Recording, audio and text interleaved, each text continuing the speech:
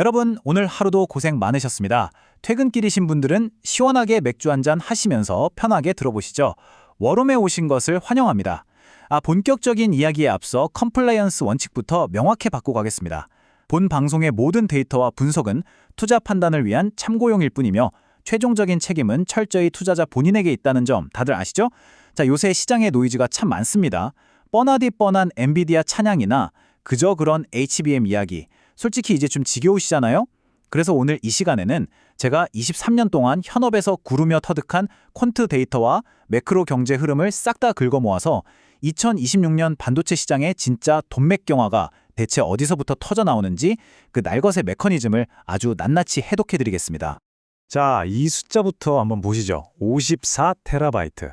숫자 참 무식하게 큽니다. 대체 이 귀괴하고 비정상적인 수치가 뜻하는 게 뭘까요? 바로 엔비디아의 차세대 AI 서버인 베라 루빈 NBL72 렉 단 하나에 말 그대로 쑤셔 넣어야 하는 LPDDR5X 메모리의 정확한 용량입니다. 여러분, 이거 일반 서버용 램이 아닙니다. 여러분 주머니에 있는 스마트폰에 들어가는 바로 그 모바일 메모리예요. 이게 왜 시장의 룰을 근본부터 파괴하는 충격적인 현상인지 아마 아직 체감이 잘 안 되실 겁니다. 여기서 뼈를 때리는 질문 하나 던져보겠습니다. 지금 애플과 삼성전자가 왜 갑자기 미친 듯이 비싼 모바일 메모리를 공격적으로 사재기하고 있을까요? 웃긴 건 정작 샤오미나 오포, 비보 같은 중국의 중저가 스마트폰 출하량은 20% 가까이 박살나고 있거든요. 이 모순된 현상 눈치채셨습니까? 이게 바로 오늘 우리가 파헤칠 2026년 거대한 글로벌 공급망 리스크의 진짜 시작점입니다. 첫 번째 챕터, 2026년 메모리 시장을 덮칠 충격파입니다. 이 스마트폰 제조사들의 생존 위기 빠르게 한번 짚고 넘어가 보죠. 탑다운 관점에서 지금 시장 국면이 어떤지 확실하게 진단해 봅시다. 현재 모바일 D램 가격, 전문가들 예상을 아주 비웃기라도 하듯 80% 이상 폭등했습니다. 그 결과가 어떨까요? 원가 구조가 얇은 B2C 스마트폰 제조사들은 이 막대한 압력을 견디지 못하고 도미노처럼 무너지고 있습니다. 이걸 제가 좀 새로운 비유로 설명해 드릴게요. LCC, 저가 항공사들이 항공료가 너무 비싸서 줄줄이 비행기를 못 띄우고 폐업 직전인데 옆에서 갑자기 어떤 억만장자가 자기 개인 우주여행 프로젝트 하겠다고 전 세계 항공료를 프리미엄까지 얹어가며 싹쓸이해가는 꼴입니다. 그 탐욕스러운 억만장자가 바로 엔비디아인 거죠. 자, 논리적 흐름을 천천히 따라와 보시죠. 기존 블랙웰 GB200 아키텍처에서는 그레이스 CPU를 썼고 렉당 17TB의 메모리가 필요했습니다. 그런데 이게 베라 루빈으로 넘어가면서 폼팩터 자체가 완전히 바뀝니다. 베라 CPU가 탑재되면서 요구되는 메모리가 무려 54TB로 폭증하죠. 물리적으로 CPU당 메모리가 3배나 늘어나는 겁니다. 여러분, 이건 단순한 AI 수요 증가가 아닙니다. 글로벌 메모리 공급망의 물리적 법칙 자체를 완전히 뒤틀어버리는 트리거예요. 두 번째 챕터입니다. 수면 아래에서 벌어지고 있는 진짜 무서운 이야기, 엔비디아의 숨겨진 공급 흡수 블랙홀에 대해 알아보겠습니다. 자, 들고 계신 맥주잔 꽉 잡으십시오. 진짜 스마트머니는 대중이 환호하는 전광판이 아니라 바로 이런 보이지 않는 하수도 배관에서 돈을 쓸어 담습니다. 이제 엔비디아는 더 이상 데이터 센터 안방에만 머무는 GPU 깡패가 아닙니다. 모바일 메모리 시장 생태계 전체의 목줄을 쥐고 흔드는 최상위 포식자로 진화하고 있다는 사실을 똑바로 직시해야 합니다. 데이터를 한번 뜯어보죠. 베이지안 업데이트를 통해 아주 잔인하지만 정확한 수학의 세계로 들어가 보겠습니다. 2027년에 베라 루빈이 엔비디아 제품군 내에서 40%의 점유율을 차지한다고 가정해보죠. 그럼 어떻게 되느냐? 엔비디아 단 한 회사가 전 세계 LPDDR 공급량의 무려 36%를 집어삼키게 됩니다. 다른 데이터 센터가 21%를 가져가면 원래 이 메모리의 진짜 주인이었어야 할 전 세계 스마트폰과 일반 IT 기기들은 남은 43%의 쪼가리 파일을 두고 피 튀기는 생존 게임을 벌여야 하는 겁니다. 현업에서 볼 때 이 상황은 딱 이렇습니다. 초고성능 하이퍼카의 연력학이 동네 주유소의 기름을 마지막 한 방울까지 진공청소기처럼 빨아들이는 것. 베라 루빈이라는 이 괴물이 옥탄가 높은 기름을 혼자 다 마셔버리니까 예산이 쪼들리는 보급형 스마트폰 제조사들은 그냥 길바닥에 멈춰설 수밖에 없는 거죠. 자, 여기서 잠깐. 그렇다면 이 수면 아래 진짜 묵직한 돈이 오가는 피비린내 나는 하드웨어 전쟁터는 과연 어디일까요? 세 번째 챕터, 생존을 위한 하드코어 투쟁. 바로 이 나노 파운드리 전쟁입니다. 시선을 인프라의 가장 깊숙하고 어두운 곳으로 옮겨보겠습니다. AI라는 화려한 소프트웨어의 이면에는 원자 단위로 칩을 물리적으로 깎아내야 하는 하드코어하고 리스크 덩어리인 3나노 이하 선단 홍정의 생존 투쟁이 존재합니다. 지극히 냉정하고 실용적인 퀀트 관점에서 뜯어보죠. 먼저 시장의 압도적인 지배자 TSMC가 3나노 공정과 CoWS 패키징의 멱살을 잡고 독점하고 있습니다.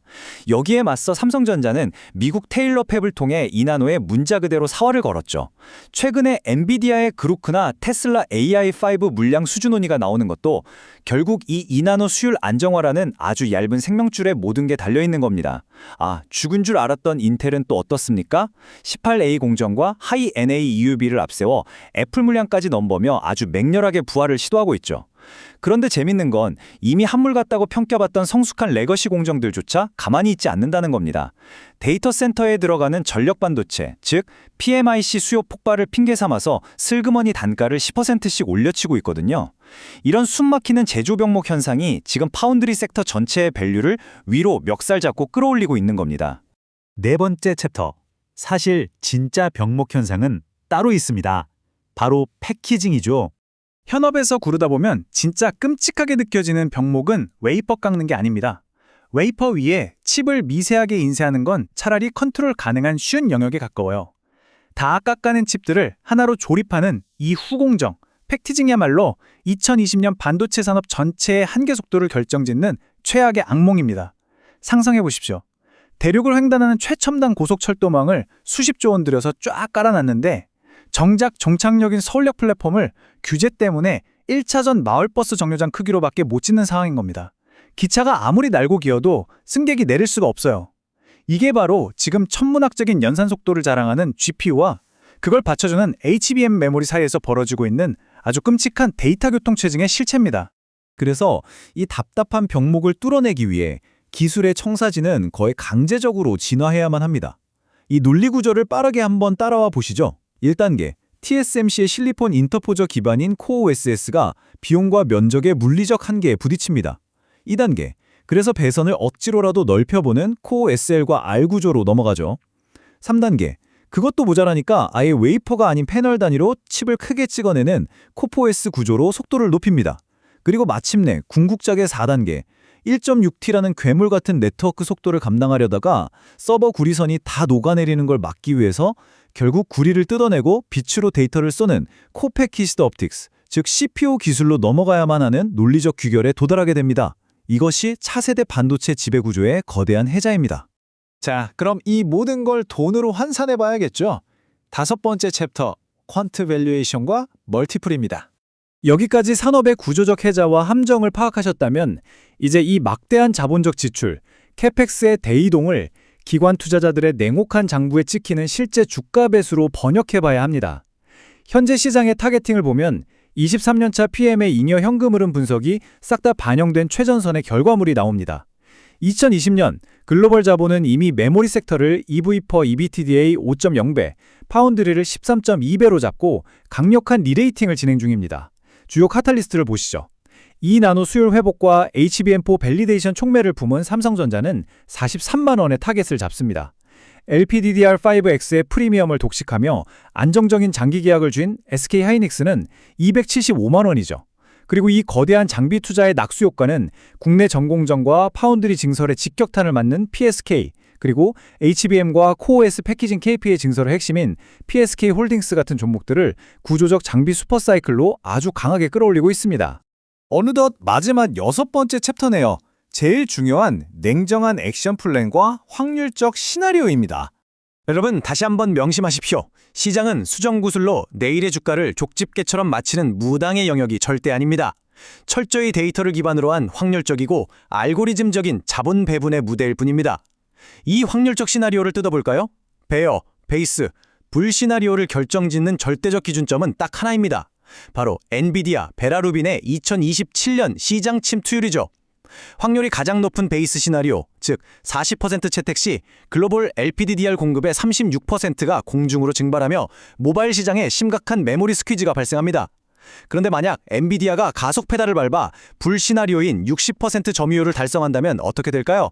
전 세계 모바일 물량의 53%가 먹히며 시장엔 그야말로 예측 불가의 핏빛 충격파가 덮치게 됩니다. 이 엔비디아의 채택률 수치가 반도체 서플라이 체인 전체 리스크와 리워드 비율을 완벽하게 지배하는 절대 공식인 셈이죠. 제가 늘 강조하지만 시장은 막연히 예측하는 자가 아니라 데이터에 기반해 냉정하게 대응하는 자의 것입니다. 오늘 함께 해독해본 2026 반도체 매트릭스 속에서 스마트머니를 좇는 여러분을 가장 소름 돋게 만든 숨은 리스크 요인은 무엇이었습니까? 하단 댓글로 여러분의 날카로운 분석과 논쟁을 남겨주십시오. 다음 분석 시간에 여러분의 투표와 팩트를 데이터로 분석해드리겠습니다. 투자는 차갑게, 대응은 철저하게 하십시오. 지금까지 워룸에서 전해드렸습니다. 편안한 밤 보내십시오.